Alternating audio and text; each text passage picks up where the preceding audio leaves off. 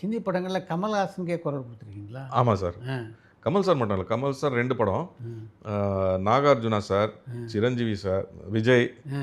எல்லாருக்குமே வந்து அப்போது நிறைய சவுத் படங்கள் ஹிந்திக்கு டப் ஆகும் சார். ஆமாம். ம். இப்போது ஆயிட்டுருக்கு. ம்.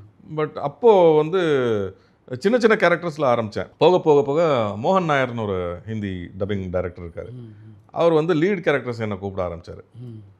ஸோ நிறைய பேருக்கு பேசியிருக்கேன் சார். கமல் சாருக்கு வந்து வேட்டையாடு விளையாடு அப்புறம் அன்பே சிவம் இந்த 2 படத்துக்கும் ஹிந்தியில் நான் தான் பேசினேன். அதுலேயும் கற்றுக்கிறதுக்கு நிறைய விஷயங்கள் இருக்குது. ஏன்னா டப்பிங் பண்ணும்போது இன்னும் நீங்கள் உன்னிப்பாக கவனிக்கிறதுக்கு ஒரு வாய்ப்பு கிடைக்குது இல்லை சார்.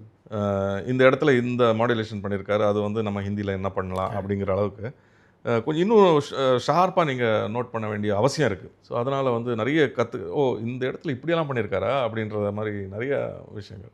நாகார்ஜுனா சாருக்கு வந்து நிறைய பேசியிருக்கேன். கிட்டத்தட்ட ஒரு 7-8 படம் பேசியிருக்கேன் அவருக்கு. ஒரு பீரியடில் அவரோட ஸ்டேபிள் வாய்ஸ் நான் தான் அப்படின்னு கூட சொல்லலாம் ஹிந்தியில். இந்த கதாபாத்திரம் நம்ம நடிக்கணும் அப்படின்ற மாதிரி ஏதாவது? ஆண்டவன் புண்ணியத்தில் வந்து இப்போது அந்த மாதிரி கதாபாத்திரம் எல்லாம் என்னை நோக்கி வருது சார். சூப்பர். அதனால் ஐ எம் வெரி ஹாப்பி. ஒரு ஹாப்பி ஸ்பேஸில் தான் இருக்கேன். இப்போ வரக்கூடிய படங்கள் 7ஆம் பொருத்தம்னு ஒரு படம், அதுலேயும் வந்து ரொம்ப ஒரு பியூட்டிஃபுல்லான கேரக்டர். ஃபஸ்ட்டெல்லாம் வந்து ரொம்ப ஒரு வில்லன் மாதிரி இருக்கும், அது அப்படியே மாறிடும். ஒரு ஒரு இம்பார்ட்டண்ட் ஒரு இது நடக்கும், ஒரு சம்பவம், அந்த சம்பவத்துக்கு அப்புறம் அப்படியே மாறிடும். ஃபுல் ஹியூமரஸாக, ஃபுல் ஒரு க்யூட்டாக.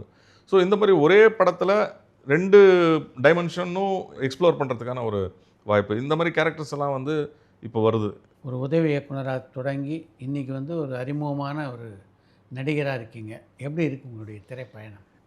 நல்லா இருக்குது சார். இப்போது ஐ எம் வெரி ஹாப்பி. ஐ மீன் இந்த டிஸ்டன்ஸ் வந்து ட்ராவல் பண்ணுறது it's a long journey, very tough journey.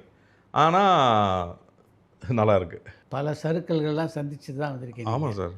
படம் டைரக்ஷன் ஆரம்பிக்க போய் ஆல்மோஸ்ட் நாளைக்கு ஆரம்பிக்கணும் போது நின்று இந்த மாதிரி ஒரு தடவை இல்லை 2-3 தடவை நடந்து, அதனால தான் எனக்கு வந்து ஏதாவது ஒன்று நடக்கும்போது எனக்கு டவுட்டாகவே இருக்கும், நடக்குமா நடக்காதா அப்படின்னு.